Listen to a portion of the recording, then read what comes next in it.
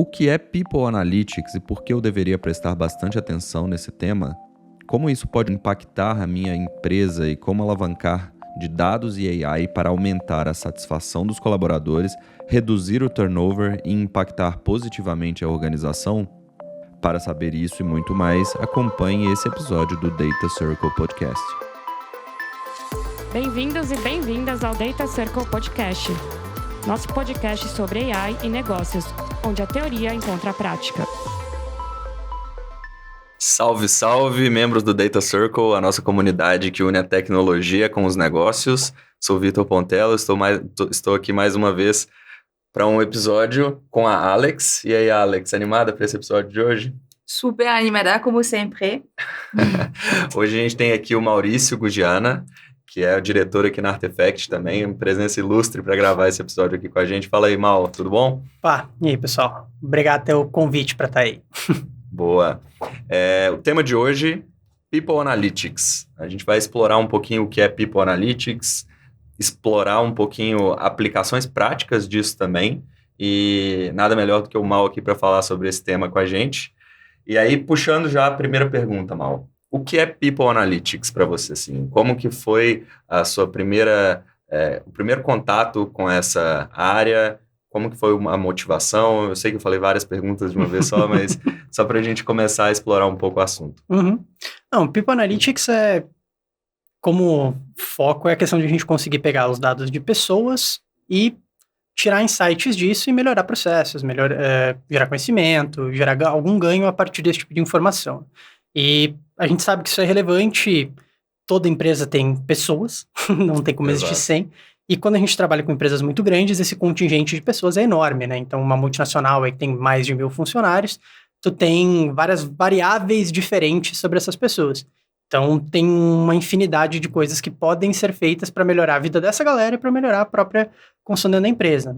É uma coisa que eu acidentalmente trabalhei bastante já na carreira. Faz uns 7 anos que eu fiz o primeiro projeto disso, que era um projeto de diversidade lá atrás com uma mineradora, que a gente trabalhou olhando para os dados das equipes, porque se tinha uma premissa, equipes mais diversas são mais inovadoras. Então a gente criou um indicador na época lá, para tentar medir o quão diverso era uma equipe, para depois tentar correlacionar isso com inovação e ver se realmente dava mais ganho tu ter essas equipes mais diversas e se realmente ia acontecer, como que tu diversificava uma equipe, né? E aí entrou em conversas bem filosóficas de o que é diversidade, como que tu traz isso para dentro da conversa. Tem diversidade de pensamento, de gênero, de etnia, sexualidade, tem muita coisa dentro. Exato. Então, é um assunto mais complexo, né? E recentemente a gente vem trabalhando bastante com isso, né? Os próprios RHs começaram a entrar mais nesse assunto, eles começaram puxando muito a questão de cultura e mindset analítico dentro das empresas, né? Então melhorando esses processos, e agora a gente vê eles também como parte da demanda, né? Porque é fácil tu vender um projeto de vendas, de comercial, de supply chain, de produção, que são coisas mais tangíveis. Agora, quando tu começa a falar de pessoas, acaba ficando um pouco mais complexo. E a gente vê uma movimentação maior dos times de RH de entrarem nessa conversa, de terem pessoas com conhecimento específico para isso, né? E gerarem esses projetos mais impactantes aí. Não, legal. Você tocou num ponto importante aqui. Toda empresa é composta de pessoas, então toda empresa, teoricamente, teria um potencial para explorar essa parte de People Analytics, né? E, querendo ou não, a maioria das empresas precisa ter os dados dessas pessoas também para operacionalizar a própria função ali dentro da empresa. Só que muitas empresas não usam esses dados de uma maneira a criar inteligência, a cuidar melhor dessas pessoas a partir dos dados.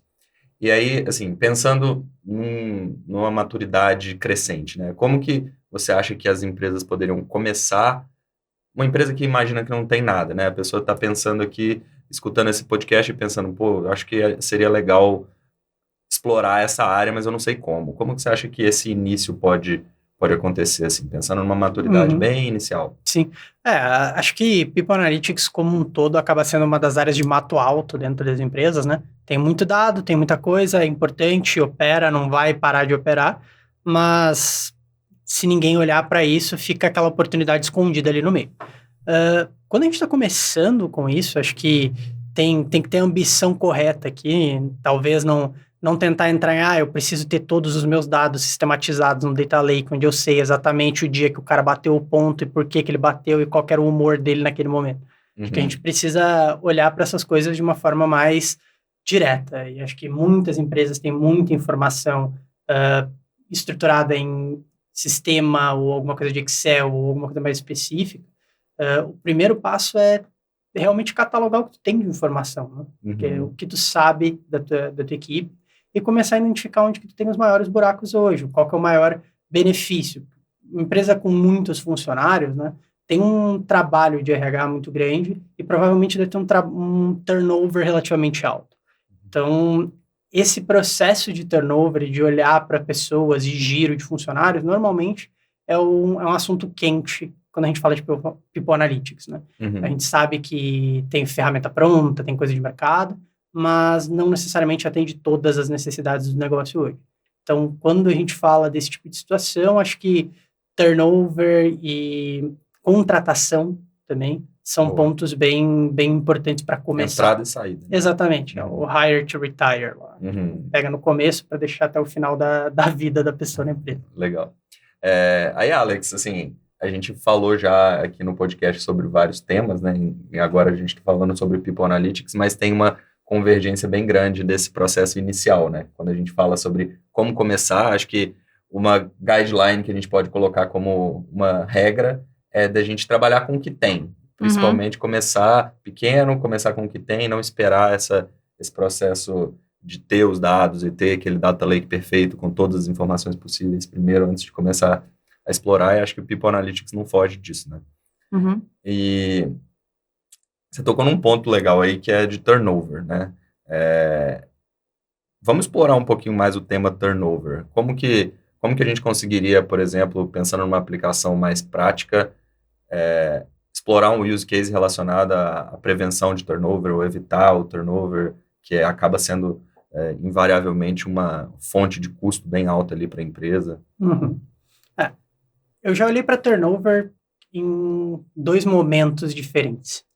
A primeira vez que eu trabalhei com turnover, tentando analisar isso, foi um processo analítico mesmo, não tinha machine learning, AI dentro do processo. A gente pegou os dados de desligamento de uma empresa, no varejista, e começou a analisar quais eram os perfis que estavam saindo, que características que eles tinham, e o que a gente conseguia de informação das entrevistas de desligamento para conseguir gerar alguns insights. Esse era o primeiro desafio. E o que a gente começou a entender é que tem um mindset específico quando a gente fala de turnover, que sempre é dinheiro. A galera sempre acha que o primeiro problema é salário, é dinheiro, é compensação. E dentro das análises, o que a gente via acontecer muito não é dinheiro. As pessoas têm uma análise um comportamento bem diferente nesse sentido. Quando a gente começa a olhar para esse dado, a gente vê que sim, tu dá um aumento, uma promoção para uma pessoa, garante que ela fique mais tempo. Mas isso tem um fade out ali, começa a passar o efeito da promoção, os problemas continuam e a pessoa sai. Então, quando a gente começa a falar de turnover, o principal ponto que a gente tem que olhar é a causa do turnover. E aí não vai existir uma causa ou algumas causas. É uma combinação de fatores em cada local. Quando tu pega uma empresa muito grande, a tendência é que tu tenha vários problemas acontecendo. Porque são empresas grandes, muita gente, muita coisa lá dentro. A complexidade é alta. Então, essa combinação de fatores que vai ocasionar na saída das pessoas. Só que o legal é que quando a gente utiliza AI, quando a gente utiliza esses processos de analytics, a gente consegue identificar melhor isso, encontrar esses padrões e às vezes até traduzir eles no indivíduo. E saber, para o Vitor, qual que é o problema, o que está acontecendo aqui que está fazendo ele cogitar mudar a carreira dele. Conseguir entrar nesse detalhe. Mas é um processo que começa olhando para essa massa de dados e tem uma visão de causalidade muito grande aqui. Mas tem que avaliar e entender que nunca vai ter um ponto específico e não existe só dinheiro dentro desse fluxo. E acho que o outro ponto de complexidade grande é que tu tem variáveis mais intangíveis aqui que precisam ser trabalhadas de alguma forma. Por exemplo, como que tu identifica que tem um problema de liderança no time? Não é muito simples de identificar. Não tem uma feature, liderança, qualidade da liderança. Exatamente. Aí tu vai olhar, olha, tem uma pesquisa anual que a empresa faz e que talvez as pessoas falem mal do líder na pesquisa. Ou tu vai olhar na entrevista de desligamento, que algumas pessoas nem fazem, e o cara reclamou do líder. Então, tem que conseguir olhar para as informações adjacentes ao processo e começar a cruzar uma coisa com a outra. E, às vezes, começar a implementar processos novos. Por exemplo, essa pesquisa uma vez por ano talvez não esteja servindo para nada. Agora, se a gente colocar ela por quarter, a gente deixar ela bem anônima, a gente reforçar com o time a importância desse preenchimento e começar a gerar um histórico, aí tu vai começar a ter algumas variáveis diferentes para trabalhar ali e começar a aprofundar. Não quer dizer que não dá para fazer nada sem essa informação, mas com esse tipo de informação tu vai ter resultado melhor. Então, é até um norte para começar a guiar o que tu precisa. Olha para o que tu tem, olha para o que tu quer chegar e vê qual que é o gap e vai trabalhando essa informação. Uma dúvida aí que tenho, porque estamos falando do UX de turnover, como poderia funcionar, que tipo de dados interessantes coletar lá, mas talvez temos que reforçar o porquê desse use case, qual é o valor pela empresa de poder prever de verdade o turnover. Tipo, talvez não é uma questão de vou prever exatamente que essa pessoa vai sair, mas sabendo essa informação, o que tipo de processo eu consigo colocar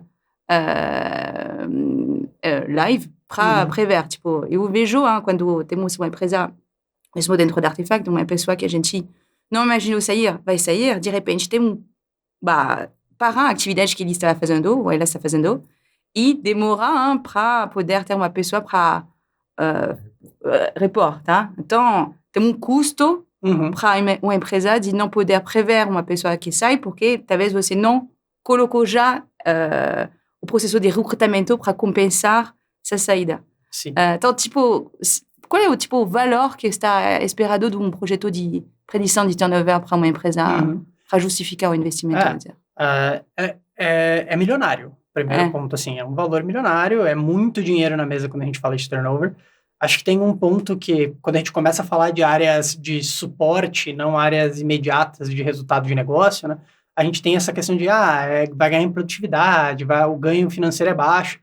Turnover em específico não é o caso. Tem muito dinheiro na mesa pelos pontos que tu trouxe. Quando tu tá num processo de perder uma pessoa, numa organização boa, numa empresa que já tá tudo funcionando bem, tu tem processos documentados, tudo ótimo, tu vai perder com o treinamento da nova pessoa, porque vai ter que investir tempo e dinheiro nisso, dependendo da empresa, do teu ramo, tem certificação, que também tem custo, que também tem processo para fazer. Tu tem o custo de contratação dessas pessoas, tem empresas que contratam outras empresas para fazer essa contratação, então já tem um custo agregado nisso, só de custo direto. Os custos de desligamento da pessoa também existem, então tem toda uma outra parte financeira que começa a acontecer. Existem os processos trabalhistas que também aumentam isso, e no projeto de previsão de turnover que a gente fez, a gente, no ganho, leva isso em consideração, qual que é o risco de problemas jurídicos e o quanto que isso vai custar para a organização como parte do cálculo. Então, existe um custo por pessoa muito grande. Então, só na parte básica, que não interessa a posição que a pessoa ocupa, tu já tem um custo muito grande. Custo de contratação, custo de demissão e o custo de risco.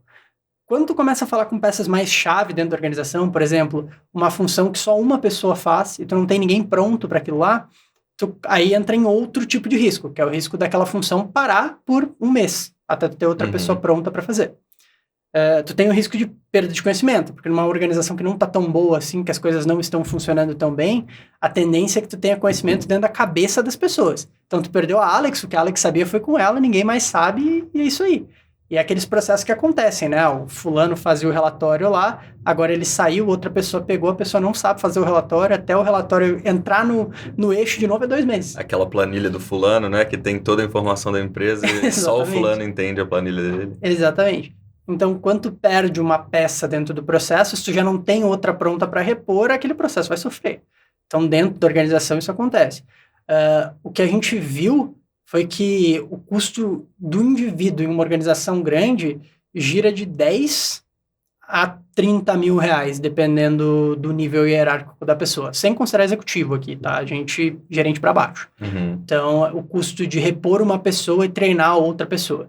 Aí, quando tu fala isso em escala, numa organização que tem um giro médio aí de 500 pessoas no semestre, é um volume financeiro muito alto. Então, tem muito dinheiro. E a gente sabe que as organizações têm um turnover muito alto. Corporação grande tem turnover aí de 10% a 25%. E isso é um turnover ok. Então, o giro é muito grande e a gente está vendo essa movimentação, principalmente na área de tecnologia agora, né? Tem muita gente que pula de uma empresa para outra. Então, perder essa pessoa e decidir em quem tu vai investir acaba impactando bastante. Mas o impacto financeiro é bem alto, sim.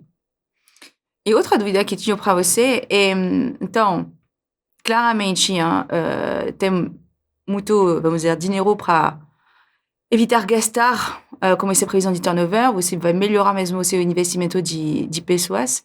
Dentro dos investimentos que você vai colocar, tem um investimento de coletar algumas informações sobre seus salários. Você falou, tem pesquisas, coisas assim. Não tem um risco sobre que tem alguns dados que são um pouco confidenciais, privadas? Como a gente consegue construir modelagem de AI acima de dados, talvez, sensíveis aqui? Acho que quando a gente fala de dados de pessoas, acaba sendo mais tangível para a conversa de privacidade. Acho que qualquer projeto que gira em torno do RH é a primeira discussão que se tem. Muita coisa mudou nos últimos 5 anos. Acho que a gente teve uma mudança bem significativa. Começou lá na Europa com a legislação de dados, depois veio para o Brasil, e as coisas continuam mudando. Aumentou a preocupação nas empresas em relação a isso. E a forma que se tem de trabalhar isso, na verdade, não é nada novo. É só aplicar o que a gente já aplicava com informação confidencial antes. Então, a gente falar de criptografar informação, de começar... Exato, tipo, como que a gente disponibiliza informação. É complexo de pensar isso, porque tem informações de pessoas, eu já vi isso, que tem uma tabela de Excel local no computador de uma pessoa que tem informação de salário de todo mundo da empresa. Que a pessoa baixa de um sistema toda vez lá, mexe, faz uns relatórios e depois apaga. Então, tem uma mudança de processo que a própria empresa tem que ter para poder trabalhar essa informação. Mas quando a gente fala, principalmente sendo um terceiro trabalhando essa informação, né, acaba sendo esse ponto, assim, evitar ao máximo de tirar essa informação de dentro da organização. Existe algumas informações que tu não pode usar, que tem a própria legislação, dependendo do que tu vai fazer com aquela informação, não pode usar. Por exemplo, a gente não pode usar gênero para trabalhar salário. Então, são coisas meio óbvias, assim, mas quando a gente começa a falar de, por exemplo, coisas de saúde, plano de saúde, esse tipo de coisa, eu não posso cruzar informações de plano de saúde com performance, principalmente em posições onde a pessoa trabalha com físico, né? O cara carrega caixa para dentro do depósito. Eu não posso estar indicando que não é bom promover ele porque ele tem um alto risco de se machucar e aí a gente não vai poder ficar com ele por muito tempo na empresa.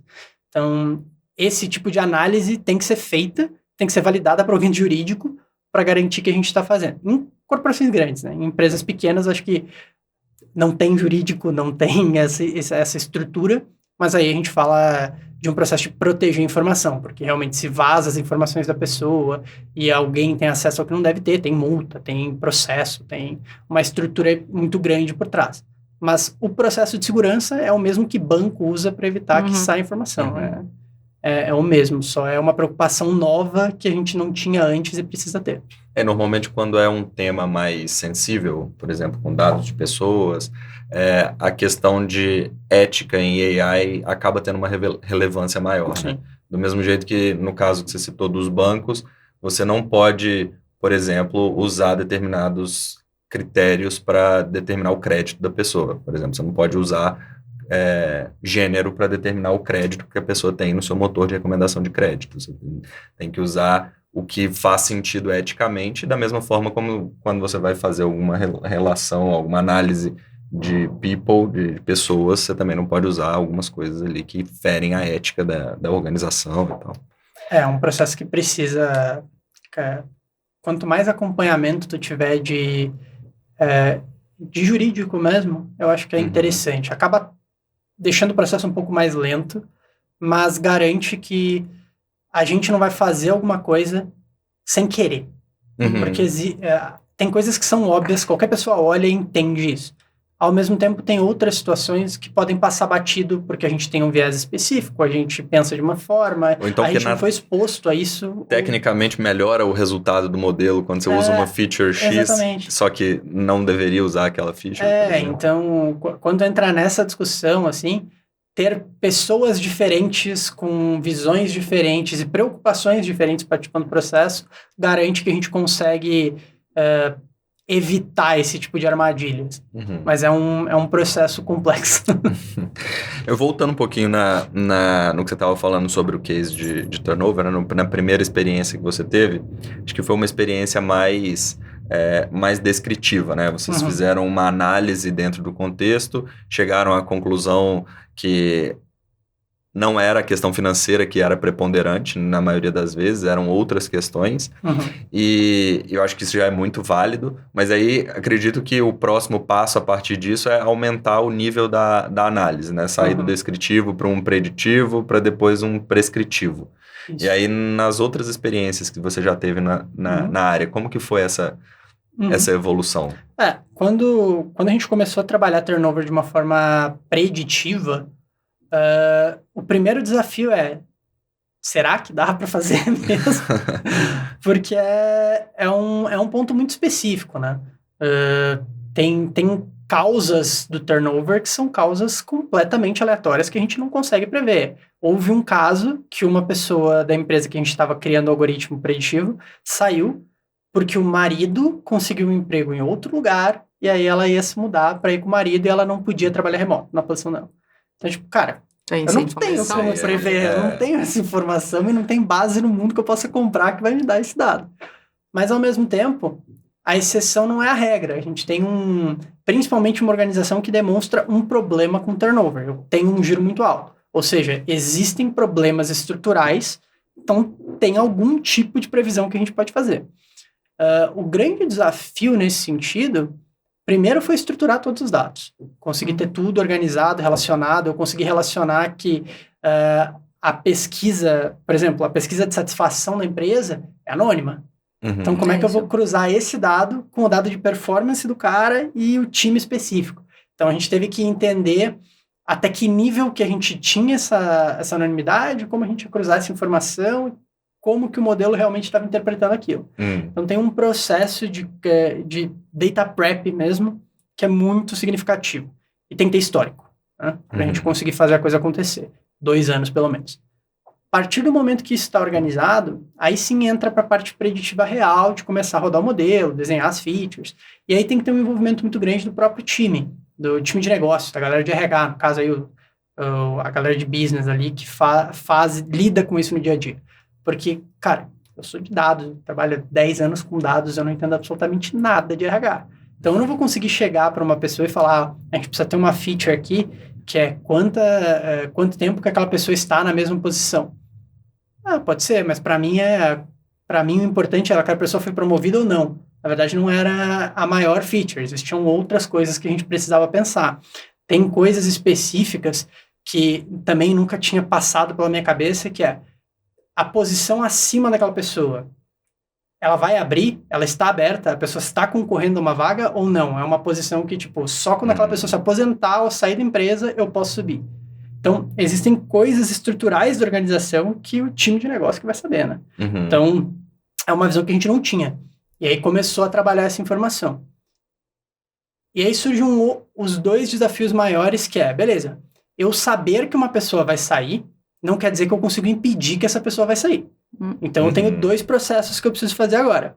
Primeiro, quanto tempo que eu preciso para reverter um caso desse? Ou seja, eu sei que tu tem risco de saída, tá bom, e aí? E aí a gente já entra num segundo passo, né? Tipo assim, vamos considerar que a pergunta, será que é possível prever?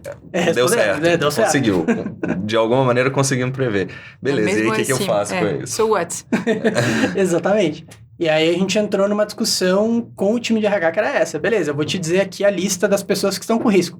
O que tu vai fazer? Nós vamos fazer uma reunião para conversar com essa pessoa e ver se tá tudo bem. Tá, e como tu te prepara para essa reunião? A gente fala com o gestor dessa pessoa, vê se recebeu alguma reclamação dela, alguma coisa do tipo, e vai para a reunião. Então tá, então o primeiro ponto é, essa reunião, tu precisa de informação. Tu precisa chegar sabendo por que a pessoa está insatisfeita. Porque o que mais acontece, vocês lidam com pessoas, sabem disso, chega para uma reunião e tá tudo bem? Tudo bem, tudo legal. No outro dia a pessoa vai embora. Tá tudo bem, tô felizaço que eu tô saindo dessa empresa. Né? Exatamente. Então, tipo assim, a gente não sabe realmente como a pessoa tá sem a pessoa ser transparente. Então, em situações ruins, as pessoas tendem a não ser transparentes. Então, acho que a gente tinha um problema ali de informação.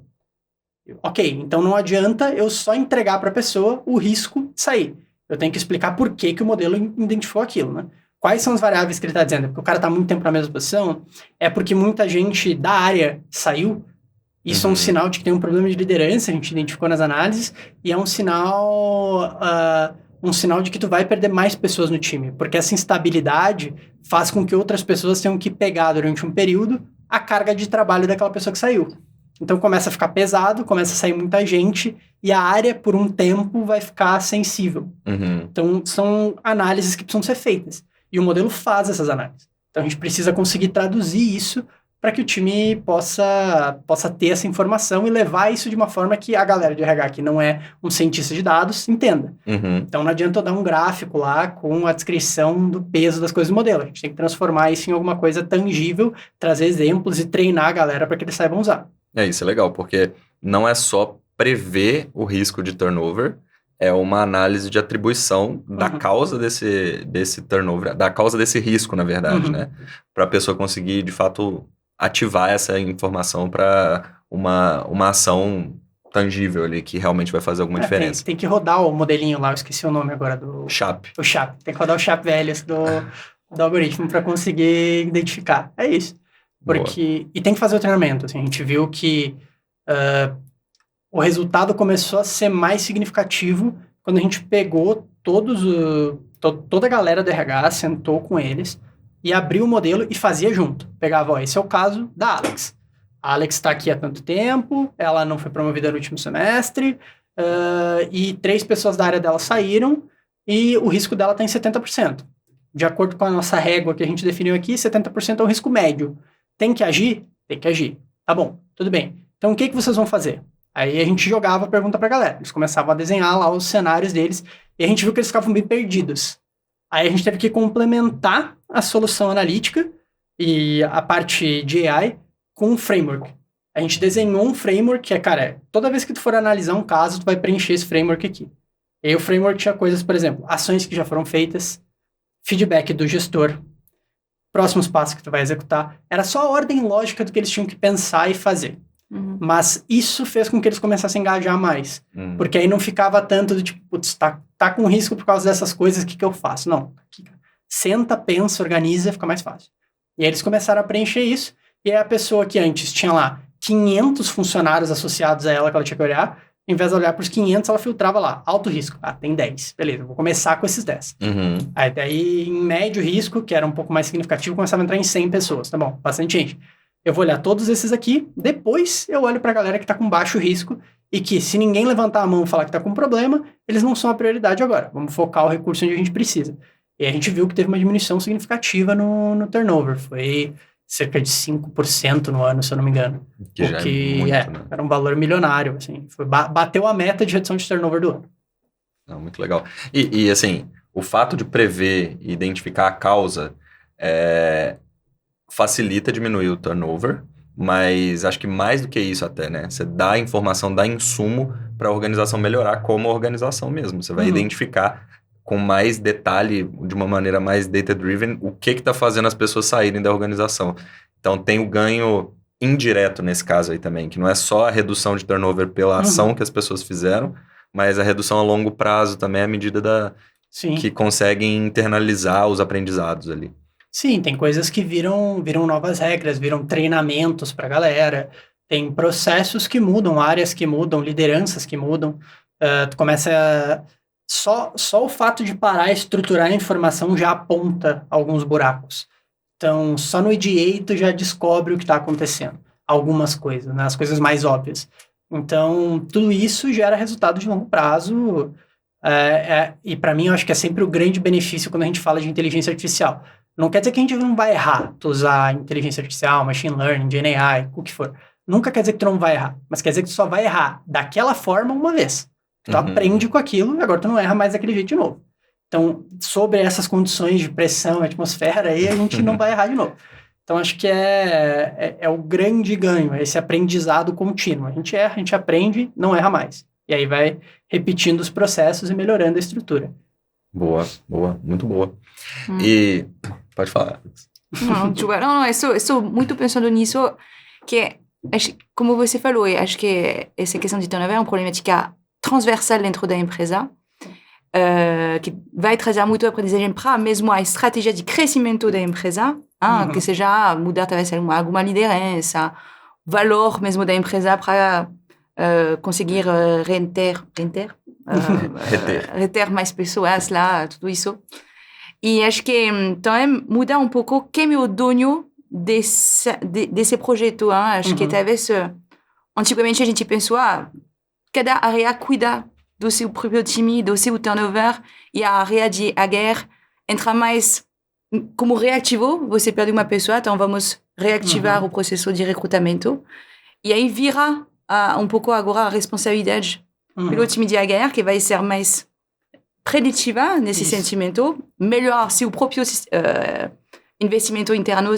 Uma pessoa, em vez de cuidar de 500, vai já se focar sobre 10 pessoas que têm alto risco. E então, compartilhar um pouco o learning só numa área, com toda essa área, então, é um benefício muito transversal, esse tipo de assunto. E gera um impacto direto na área de negócio, no tipo de trabalho que a área de negócio tem que fazer. Teve um caso que eu lembro bem específico, assim, que a pessoa tinha alto risco, só que o único indicador de alto risco era que muitas pessoas da área dela tinham saído.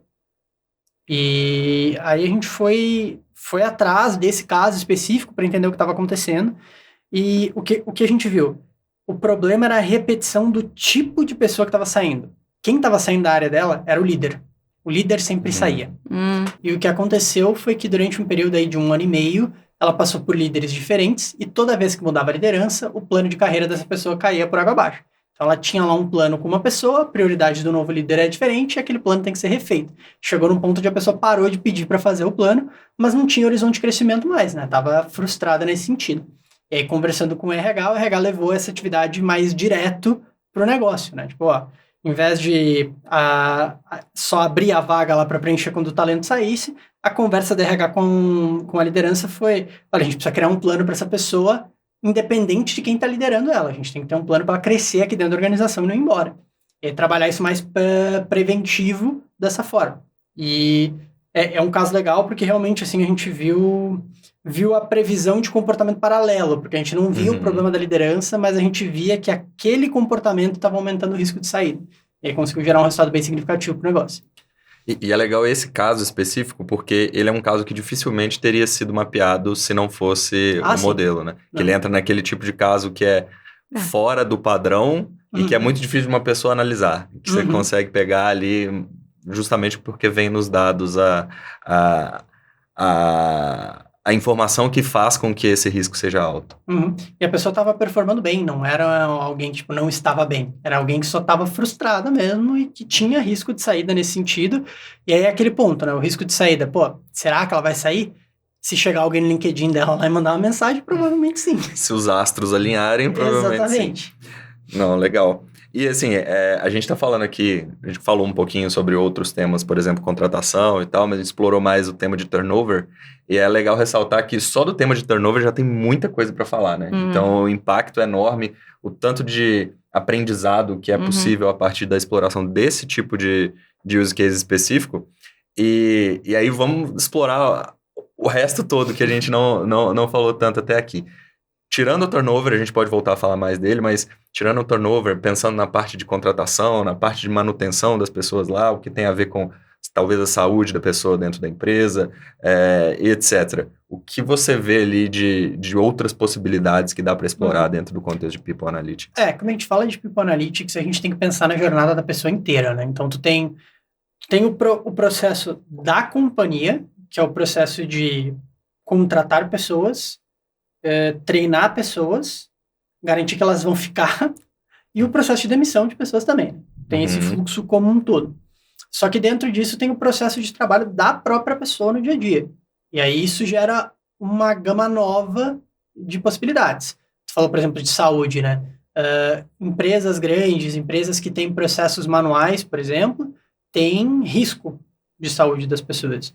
E tem métricas que são observadas em vidas. Essa foi uma discussão que a gente teve com uma pessoa de RH. A VP de RH falou, cara, se a gente conseguir medir isso aqui e reduzir o risco de uma vida, o projeto se pagou para sempre, não pela quantidade de dinheiro envolvida, mas pela significância que isso tem para a organização.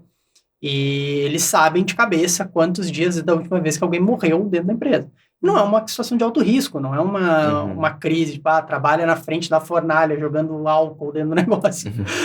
São situações de, cara, carrega uma caixa, tá num depósito com maquinário, trabalha dirigindo veículo. Então, tem coisas que acontecem ali no meio e que tem risco. Por exemplo, tem empresas que têm times que fazem entrega de moto. Cara, tem algoritmos preditivos de qual que é a chance de ter um acidente com cada motorista para eles poderem treinar, repreender motorista irresponsável, esse tipo de coisa. Eu vi uma tabela já que era justamente isso. Tinha o nome de todo mundo, e tinha um risco, e aí eles faziam na tabela a formatação condicional com vermelho para saber quem que era a galera que era o motorista mais responsável que eles precisavam cuidar para evitar acidente. Porque um acidente de moto, o risco de fatalidade é muito maior. Muito. E a última fatalidade da empresa, se eu não me engano, tinha sido alguém de moto. Então, é algo muito significativo, né, nessa questão. E quando a gente fala de processo repetitivo e de lesão, esse tipo de coisa, tu ter algum algoritmo, tu colocar alguma coisa para tentar prever isso é importante, porque tu tem o laudo médico do cara quando ele pede licença, quando ele faz o exame periódico, todo esse processo acontece, né? A gente sabe no Brasil, todo ano tu tem que fazer o exame periódico, então é uma informação que está disponível para a organização. E quando tu começa a olhar para isso, cruzar isso com performance, com absenteísmo, com toda essa estrutura, tu consegue identificar padrões de risco. Então, cara, aqui a gente precisa começar a fazer um treinamento de como levantar a caixa mesmo, para o cara não machucar as costas. Acontece. A gente precisa trocar a EPI aqui, a gente precisa reforçar o uso da EPI. Então, começa a entrar em coisas mais nesse sentido, que também é um buraco de dinheiro, porque quando existem, eu vi essa tabela também, mas tem funcionários que são fantasmas, entre aspas, aí, porque, cara, eles estão encostados por causa de um acidente, por causa de alguma situação médica, eles não vão voltar a trabalhar, mas a empresa não pode demitir ele. Então, ele tem que ficar por um período longo afastado até acontecer alguma situação com o governo lá e tu paga o salário dessa pessoa. E aí, dependendo da organização, tu não consegue repor aquela pessoa. Então, tu só não tem um recurso e tá pagando por ele. Então, se tu conseguir prevenir isso, o ganho é ótimo. E, claro, para a própria pessoa. Porque aí a pessoa não se machuca, não tem essa situação. Exato. E aí, falando no mundo onde a gente não lida com fraudes, né? Mas, na maior parte dos casos, quando a gente fala de saúde, o risco, o impacto na organização é muito grande. E as discussões que a gente tem com as organizações sempre são muito humanas nesse sentido. Assim, existe uma preocupação muito grande com a qualidade de vida das pessoas. Não é só do ponto de vista financeiro também. Então, acho que é um divisor de águas nesse sentido, assim, é usar a tecnologia para o bem. Exato. Tem esse aspecto humano acho que de todos os use cases relacionados a People Analytics é muito forte, né? O próprio turnover. Se a pessoa está saindo porque ela está insatisfeita por algum motivo na organização, a qualidade de vida dela provavelmente não está tão boa quanto se a organização estivesse ajudando. E aí tem alguns casos mais extremos, por exemplo, que você citou de acidente de trabalho, a pessoa ficar, por exemplo, aposentada por invalidez o resto da vida porque teve um acidente de trabalho e aí nunca mais vai conseguir exercer uma função daquele tipo. E a empresa, além disso, tem um custo muito alto. Então, acho que joga muito dos dois lados, né? Tem um custo muito alto, tem valores muito altos de impacto para a organização e também o impacto para a vida de quem está envolvido ali. É um win-win. Exatamente. Exato. E é uma cadeia como um todo, né? Porque, cara, tu trabalha numa empresa onde muita gente se machuca, onde tem muitas situações ruins, onde tem muito turnover, tu não quer ficar nessa empresa. Tu quer ir embora dessa empresa, tu quer ir para um lugar onde isso não aconteça. Então, quando tu começa a prevenir isso, tu começa a aumentar o teu NPS interno aí e começa a melhorar a situação como um todo. Então, é uma visão de cadeia, não é uma visão específica de alguma dessas situações, né? E quando a gente fala de People Analytics, é um pouco disso, assim, a gente começar a cruzar todas essas informações diferentes que a gente tem de pessoas para conseguir melhorar o fluxo todo. E também dificilmente você vai ter uma organização que trata mal as pessoas e vai ser bem sucedida, né? Tipo, Aí quando cruza com performance, a relação é óbvia. Exato. E a gente já falou sobre GenAI em outros episódios, né? Acho que é um tema que dá para a gente explorar aqui dentro de People Analytics também. Como que você vê essa nova abordagem, né, de aplicação de inteligência artificial dentro do contexto de People Analytics? Cara, GenAI tem aplicação em tudo no universo, né? É um negócio meio gigantesco. Mas tem aplicações básicas diretas que a gente pode pegar e começar a fazer amanhã, que é usar GenAI para construir vaga, por exemplo. Descrição de vaga. A gente sabe que é uma dor do RH conseguir construir bons anúncios de vagas. Porque eles não entendem necessariamente do negócio e aí tem dificuldade de fazer isso. Então, se tu preparar uma inteligência junto com o negócio, junto com a empresa como um todo para construir vaga, preparar anúncio, pegar dados até de internet, às vezes, para fazer isso, é mais fácil. Consegue fazer anúncios melhores que vão chamar melhores candidatos e conseguir trazer isso. Tem o lado básico disso. Tem o lado processual operacional de GenAI que tu pode usar, que é para toda a parte de estruturação da informação. Tu pode usar GenAI para ler entrevista de desligamento e transformar isso em um relatório. Ou tu estruturar isso como dado e base para tu trabalhar em outras situações. Então, tu pode melhorar toda a qualidade dos teus dados usando GenAI.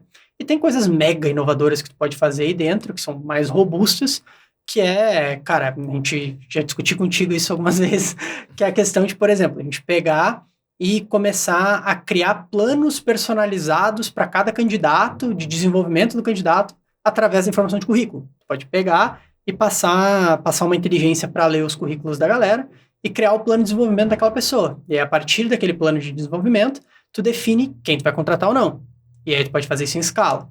E o grande ponto de vantagem disso é quando a gente começa a falar das questões novas de diversidade, igualdade, tudo que a gente vem trabalhando dentro das organizações agora, porque existe um problema, esse problema é fato, para a gente poder ter uma igualdade real em todas as empresas, a gente vai ter que treinar mais pessoas, porque o Google identificou isso há 8, 7 anos atrás, que eles tinham contratado basicamente todas as mulheres de engenharia disponíveis no mercado numa região.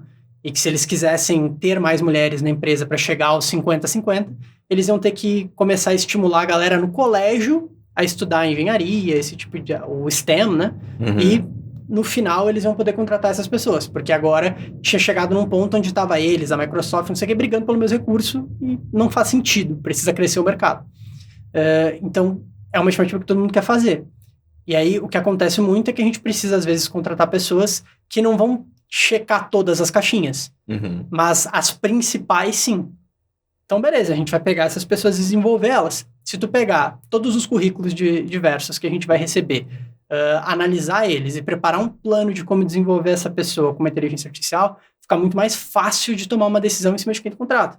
Porque aí tu vai lá e olha, eu tenho 100 currículos aqui, tem tantas pessoas que, para o projeto que a gente vai ter agora, elas não têm 100% das habilidades, mas essa galera aqui tem um pensamento lógico muito bom, eu vou ter que desenvolver nelas um hard skill em uma ferramenta. Isso é mais fácil do que desenvolver um mindset que a gente precisa.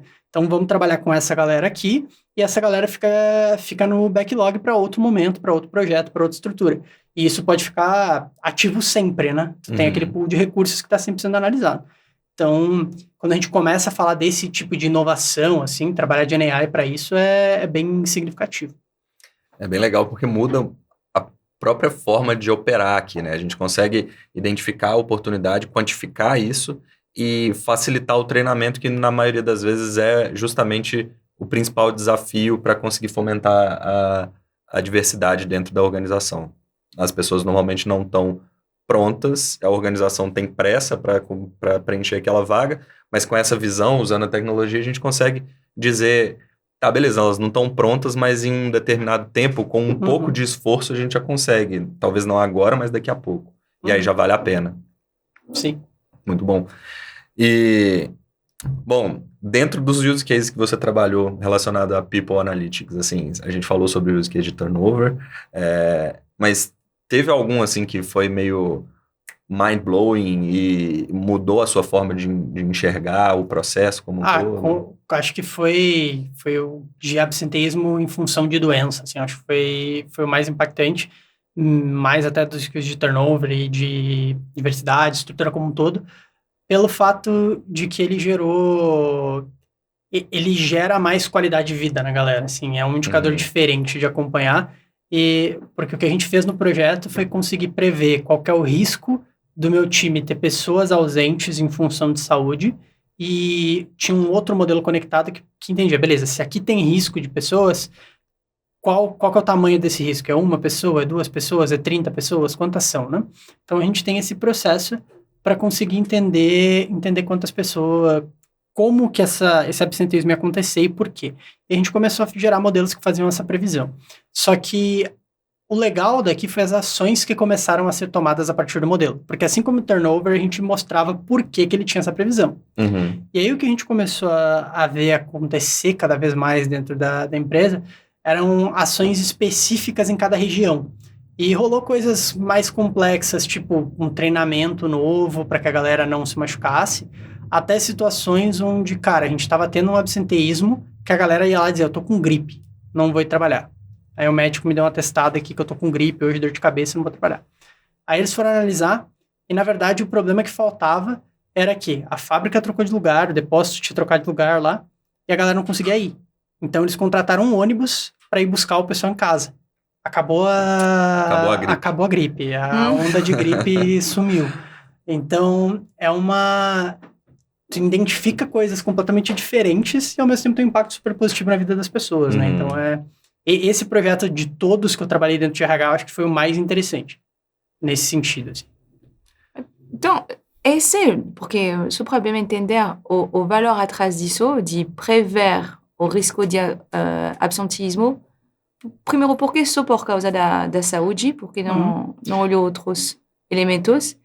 E o segundo é, quem olhar após essa informação é mais para prever, no final, a performance da business unit. Então, a gente tem um plano de entregar, não sei, 100 produtos, e por causa desses dias de absenteísmo, no final, não tem esses 100, e vai ser 90, então... questão de custo mesmo, de PNL aqui? O motivador por trás desse projeto, no primeiro momento, foi o alto índice de absenteísmo. Ele estava alto. Já era uma informação que eles estavam me dando. Mas tem alguns outros problemas ali dentro que são relacionados a custo. A questão de, por exemplo, tu ter que contratar um funcionário temporário porque tu perdeu alguém em função de saúde. Porque, diferente de um absenteísmo... putz, meu filho tá doente, eu não vou ir trabalhar hoje, esses absenteísmos de saúde, eles podem variar de uma semana a 6 meses. E aí são mais pesados. O impacto é muito grande. E existem vários casos onde tu perde uma pessoa em função de uma lesão por 2 meses. E aí tu vai ter que contratar alguém temporário para repor aquilo, e essa pessoa tem uma curva de aprendizado, ela não performa tão bem, tu não necessariamente confia nela da mesma forma do que a pessoa que vai ficar na empresa depois. Então tem situações no meio disso. E aí isso impacta performance, resultado, tu tem custo com a pessoa parada, custo adicional. A ideia, principalmente do absenteísmo, é conseguir se preparar melhor para o absenteísmo quando ele acontecer e evitar ao máximo quando for possível. Então, é trabalhar essas duas frentes. Legal. E o resultado desse projeto era o risco do absenteísmo, e aí as ações eram tomadas a partir da red flag que eram levantadas ali? Exatamente. E aí era caso a caso? Caso a caso, participou um médico do projeto. Tipo, ele olhava junto, identificava, uma médica, na verdade. E o pessoal fazia essas análises, assim, a gente apontava, aqui estão os maiores riscos de absenteísmo, em instâncias de absenteísmo específicas e horas perdidas, né? Porque, por exemplo, um risco em função de músculo esquelético, que é tipo machucar as costas, é tanto tempo ausente. Um risco de gripe, algo do tipo, é menor. Então, aí lidava com os dois tipos, com a quantidade de instâncias diferentes de absenteísmo e o tempo que isso significava. E o pessoal fazia o balanço, priorizava e começava a analisar a situação, e aí começava a chamar as pessoas da região. Falava com o gerente, falava com o time específico local, para tentar criar ações e quantificar como que eles iam lidar com isso. Quando você, o exemplo que você falou de, tinha essas pessoas que falaram que tinha gripe, mas na realidade era só que a fábrica era mais longe do domicílio. Tipo, para achar que o motivo era isso, era por causa do modelo, era porque o modelo conseguiu falar, lá nessa região geográfica tem esse risco mais agrupado, tem que dar um esforço para investigar e achar o motivo. Sim, o modelo é o gatilho da investigação. Tá. Esses projetos, tanto de turnover quanto aqui, né, a gente nunca vai ter a certeza de por que alguma coisa está acontecendo. A gente aponta o risco e o que está drivando esse risco. Aí, o que acontece é que, nesses casos, o processo do RH é fazer uma investigação. Então, eles entrevistavam as pessoas mesmo. Quando era uma pessoa específica, tu vai falar com a pessoa, fala com a liderança dela imediato e identifica o que está acontecendo. Quando é uma situação mais sistêmica, diária, aí tu precisa parar e olhar com mais direto, né? Eram ações que demoravam de uma semana a outra para identificar o problema e aí depois transformar em alguma coisa. E esse de absenteísmo, até o pessoal optou por não quantificar em reais ele. Ele é um projeto que ele está focado principalmente em gerar ações de saúde, qualidade de vida para a organização. É mais aquela ideia, né? Se melhorar a qualidade de vida das pessoas, já se paga. Exato, ele tem um objetivo direto e não necessariamente é impacto financeiro no P&L. E a forma de ativar essa inteligência é muito parecida no turnover e nesse de absenteísmo, né? Basicamente, ele consegue calcular um risco, a partir desse risco tem a bandeira vermelha ali, opa, dá uma olhada nesse pessoal aqui que o risco aqui está alto. E aí, muitas vezes, são casos mais diretos, só que também tem esses casos mais fora da curva que só são identificáveis por conta desse tipo de iniciativa, né? É o caso que você disse da pessoa que estava com um risco alto, mas performando bem, mas o fato dos líderes terem saído aumentou o risco dela. E desse aí também da gripe, por exemplo, que as pessoas nunca iam conseguir associar gripe à distância da unidade. Começa a ter causas diversas de absenteísmo ali, mas que não faziam muito sentido. E aí tem várias relações que a galera descobriu, assim, questões de momento onde doença respiratória impacta mais, como que se prepara para isso, quando que essa curva vai começar a acontecer, porque se tu consegue prever, tem um momento do ano que começa a aquecer mais esse tipo de doença, tu te prepara melhor para isso, tu já sabe mais ou menos o volume de pessoas que está exposto a esse tipo de situação. E aí vai identificando padrões, e tem padrões que o próprio time traz, assim, eu lembro de ter uma conversa com a pessoa da RH que falava, cara, doenças respiratórias, que são várias categorias, né? São 100 categorias que eles consolidam em algumas. E aí a parte de doenças respiratórias é gripe, tipo de coisa. E um dos pontos que o pessoal trouxe era que pais e mães tinham um risco maior desse tipo de coisa, porque as crianças ficam doentes no colégio e levam para casa. Levam para casa. Então começa a impactar. É uma situação que a gente não pensou e que só vem nas conversas com a galera do dia a dia. Muito legal, muito legal. Pessoal, acho que infelizmente tudo que é bom dura pouco, né? A gente já está chegando aqui no nosso...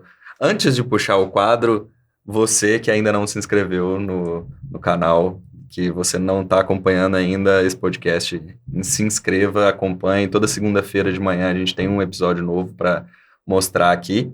E, bom, quem não conhece ainda, a gente tem o quadro de Indique um Livro. Todo convidado que a gente traz aqui, a gente pede para indicar um livro que não necessariamente precisa ter alguma coisa a ver com o tema que a gente está falando, mas que seja, que tenha sido importante para a pessoa de alguma forma. E aí agora o Mal vai indicar em primeira mão um livro para a gente. Boa. É um livro que eu sempre indico quando a gente começa a falar dessa parte de dados e de previsão, estrutura como um todo, é a Teoria do Cisne Negro, do Taleb. Ele é um livro que aborda muito essa questão de que se a gente ficar olhando a confirmação da coisa acontecendo várias e várias vezes, não quer dizer que é só aquilo que vai acontecer, né? Só porque eu vi 100 cisnes brancos, não quer dizer que todo cisne é branco. Eu só preciso ver um cisne negro para quebrar toda a minha teoria. E quando a gente fala desse tipo de previsão, é a mesma coisa. Eu estou prevendo que não vai acontecer, uma hora a aleatoriedade entra, vai acontecer, a gente não tem visão de tudo e quebra as coisas, né? Mas tem formas de lidar com isso. E o livro trata um pouco sobre isso, trata como que a gente pode se preparar. É uma leitura legal para quem está trabalhando um pouco com estatística, aleatoriedade. É parte da trilogia do Taleb ali, mas para mim é o mais interessante dos três. Muito legal. Eu já li esse livro e só assino embaixo. É sensacional. Ele traz um pouco de como a aleatoriedade é importante e como que a gente consegue lidar com as situações, tipo, as situações fora da curva que impactam muito mais, às vezes, do que a gente pode imaginar e que a gente acha que elas são menos prováveis de acontecer do que de fato são. Muito bom, Mal. Muito boa indicação. Já leu esse livro? Não, mas estou animada para ler agora. Quero saber. E para concorrer a esse livro, basta curtir e compartilhar o post do LinkedIn desse episódio. Sim. Curta e compartilhe, automaticamente você estará concorrendo a esse livro, A Lógica do Cisne Negro, de Nassim Taleb, indicado pelo Mal. Muito obrigado, Mal, pela conversa hoje. Acho que foi muito bacana tudo que a gente tratou aqui, desde o processo de pessoas como um todo e como que a gente consegue trazer analytics para amplificar o impacto dentro da organização, no impacto na vida das pessoas, turnover, contratação. Muito legal. Muita coisa. Boa. Obrigado pelo convite, pessoal. Valeu. Muito obrigado. Até mais. Segunda-feira tem mais, pessoal.